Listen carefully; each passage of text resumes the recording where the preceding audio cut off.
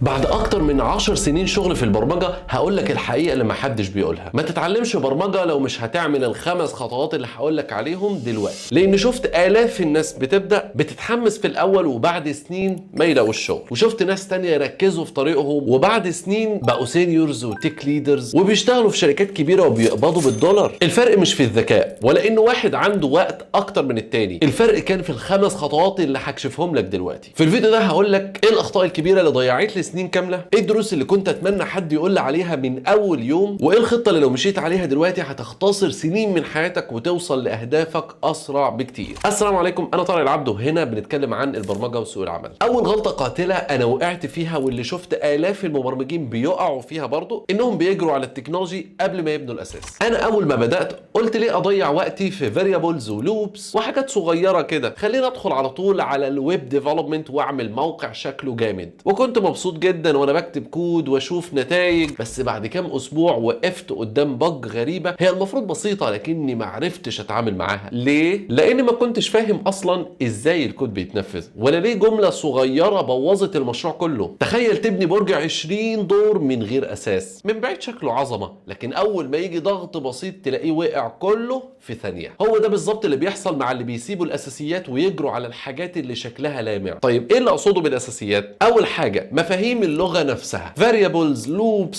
functions، ازاي الكود بيتنظم ويتنفذ، مش تحفظهم بس، لا تفهمهم وتطبق عليهم في مسائل صغيره. تاني حاجه problem solving، انا عارف الكلمه دي عقدتك في حياتك. لازم تتعلم تحل مسائل بسيطه وتطبق اللي بتتعلمه، مش مجرد تقرا او تتفرج على كورس، لازم ايدك تتوسخ بالكود. تالت حاجه الاوبجكت اورينتد بروجرامينج، تتعلم يعني ايه كلاس، اوبجكت، انهيرتنس، بوليمورفيزم، سوليد برنسبلز، دي هتفتح لك ابواب في اي لغه او فريم ورك بعد كده. رابع حاجه داتا ستراكشرز اند الجوريثمز، تعرف يعني ايه اري، لينكد ليست، ستاك، كيو، وتتدرب ازاي تستخدمهم لحل مشاكل. وطبعا الالجوريثمز المختلفه، تبدا تفكر مش بس في ان الكود يشتغل لكن يشتغل بكفاءه. انا مش بقول تعيش حياتك كلها في الاساسيات، لكن على الاقل اديها وقت كافي، افهم طبيعه الامور قبل ما تنط على التكنولوجي. ولما تيجي تتعلم اي فريم ورك بعد كده هتلاقي نفسك ماشي اسرع 10 مرات، وفي نفس الوقت انت لسه بتكمل في الاساسيات وبتتدرب عليها جنب التكنولوجي. ما هو الاساسيات ما بتخلصش. اللي عايز اوصله لك هنا، الاساسيات مش مرحله وتعدي، الاساسيات دي وقودك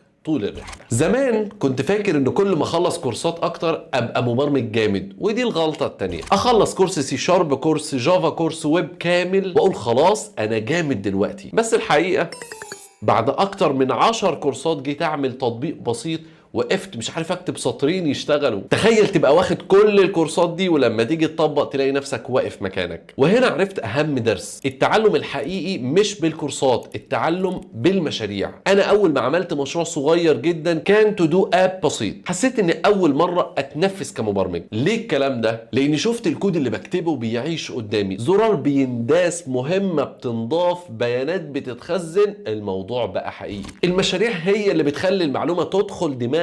الكورس ممكن يديك 100 مثال، لكن المشروع الواحد يخليك تقابل مليون مشكله، مشاكل في اللوجيك، مشاكل في اليو اي، متخيل انها بسيطه وتطلع عينك ايام وممكن اسابيع. والمفاجاه هي دي المشاكل اللي بتعلمك بجد. كل باج بتحلها بتقويك، كل فيتشر بتكملها بنفسك بتخليك اجمد. من النهارده خليك بيلد فيرست. اتفرج على الكورس بس ما تسيبهوش يخلص قبل ما تعمل مشروع صغير بنفسك. وصدقني كورس واحد ابرك من 10. ابدأ بحاجة بسيطة جدا، كالكوليتور ولا تو دو ولا تايمر، وبعدين كل مرة كبر مشروعك حتة حتة. صدقني 3 مشاريع صغيرة هيدوك خبرة احسن من 30 كورس. وانا في البدايات كنت عايز ابقى فول ستاك ديفلوبر من اول سنه، قلت لازم اتعلم فرونت اند وباك اند وقواعد بيانات، وبالمره بقى ايه اجرب موبايل كمان. النتيجه ما كنتش فاهم لا فرونت ولا باك ولا اي حاجه. التشتت اخطر حاجه ممكن تعملها في حياتك، ودي الغلطه الثالثه. بس قبل ما نكمل ما تنساش تشترك في القناه عشان عندي هدف نوصل 100,000 مشترك الشهر ده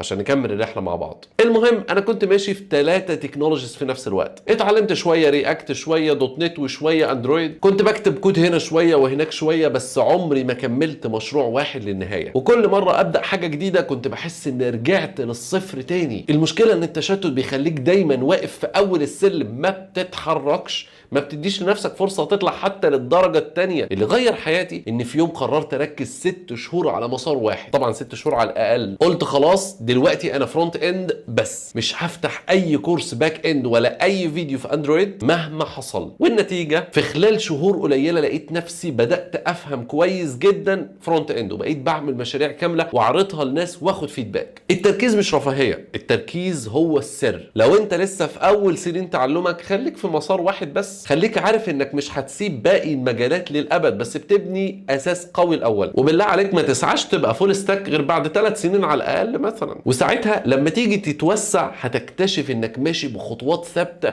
مش واقف في مكانك. سنين طويله وانا قاعد لوحدي بذاكر من كورسات، بقرا كتب، اجرب اكواد، وكل مشكله كنت بقعد فيها اسبوع كامل عشان احلها. لكن دلوقتي نفس المشكله بتتحل في ساعه واحده. والسر مش اني بقيت عبقري فجاه مثلا، السر هو الكوميونتي. ودي النقطة الرابعة، التعلم لوحدك بيطول الطريق 10 أضعاف. أنا فاكر مرة كنت واقف قدام بج غريبة جدا، جربت كل حاجة، ضيعت أيام، وفي الآخر سألت في جروب صغير على فيسبوك، واحد رد عليا في 5 دقايق بحل بسيط جدا. ساعتها قلت لنفسي ازاي انا قاعد بعافر لوحدي وفي ناس ممكن تختصر لي الطريق كله؟ بس طبعا بعد ما اكون اديت لدماغي الفرصه انه يفكر واعمل سيرش الاول. وبالتالي المنتور او المجتمع مش رفاهيه، المنتور هو الشخص اللي بيقول لك الغلط قبل ما تغرق فيه، والمجتمع هو اللي بيخليك دايما محاط بافكار واسئله وحلول عمرها ما كانت تخطر على بالك، ده غير انهم بيشجعوك. واللي بيقول لك انا عايز اتعلم لوحدي من غير ما اوجع دماغي بناس تانية، صدقني ده بيأخر نفسه سنين، سيبك منه. اسرع طريقه تتعلم بيها انك تتعلم مع غيرك. خليك حاضر على جيت هاب، شارك في ايفنتس، اسال على لينكد ان، ادخل على جروب الديسكورد بتاعنا في وصف الفيديو وشارك مع الناس. يمكن سؤال صغير تساله يختصر لك شهور كامله من المعاناه. انا كنت فاكر ان البرمجه يعني تعرف السنتكس، تحفظ ازاي تكتب اف كونديشن وتعمل لوب وتكتب فانكشن، بس الحقيقه الغلطه الخامسه اللي كنت بقع فيها ان دماغي كانت شايفه البرمجه مجرد كود. البرمجه اكبر من كده بكتير. البرمجه هي طريقه تفكير. لو دماغك مش برمجيه عمرك ما هتبقى مبرمج حتى لو حفظت كل لغات العالم. انا فاكر مره كان عندي بج بسيطه جدا، كود صغير خلى المشروع كله ينهار. قعدت ايام احاول اصلحه بنفس الطريقه، ما كنتش فاهم ليه مش بيتظبط، لحد ما في يوم هديت كده وبدات اكتب واحدد المشكله وافكر بشكل مختلف وامشي معاه خطوه بخطوه، اقسمها لاجزاء صغيره، اجرب احل جزء جزء وافهم ليه بيتعمل بالشكل ده، والنتيجه اتحلت المشكلة في ساعات. هنا بس فهمت ان البرمجة مش انك تعرف سينتاكس، البرمجة انك تعرف ازاي تقسم مشكلة كبيرة لمشاكل صغيرة، ازاي تديبج خطوة بخطوة بدل ما تتخنق، ازاي تصبر وتفكر بدماغك حتى لو الدنيا مولعة حواليك. اي لغة جديدة هتتعلمها بعد كده هتحتاج نفس العقلية والدماغ دي. لو عندك عقلية المبرمج هتتعلم اي لغة او تكنولوجي بسهولة، ولو مش عندك هتفضل تايه حتى لو حفظت سينتاكس 20 لغة. انا دلوقتي بعد اكتر من 10 سنين في المجال، لو رجعت اتعلم برمجة من الاول عمري ما هعمل الغلطات اللي وقعت فيها زمان. اتعلمت ان الاساسيات مش رفاهية، دي الاساس اللي كل حاجة مبنية عليه. الكورسات مش كفاية، المشاريع هي اللي بتثبت المعلومة. التشتت بيضيع كل حاجة. ركز على مسار واحد الاول وخليك سينيور فيه، تتعلم مع ناس اسرع مليون مرة من انك تتعلم لوحدك. والبرمجة مش مجرد كود، البرمجة عقلية وصبر وطريقة تفكير. الخلاصة، الفرق بين اللي بيتقدم بسرعة واللي بيفضل واقف مكانه ان الاول عرف من بدري الغلطات اللي احنا قلناها دي. انت مش محتاج تبقى كامل ولا تبدأ صح 100%، انت محتاج تبدأ وتستمر وتاخد الطريق بعقل، والخطوات دي هتختصر لك سنين من التعب. ولو عايز تعرف بعد كده الرحلة بتكمل ازاي من جونيور لحد ما تبقى تيم ليد وتدير فرقة كاملة، فانا عامل فيديو مخصوص عن ده، هسيب لك اللينك في الجنب هنا. سلام.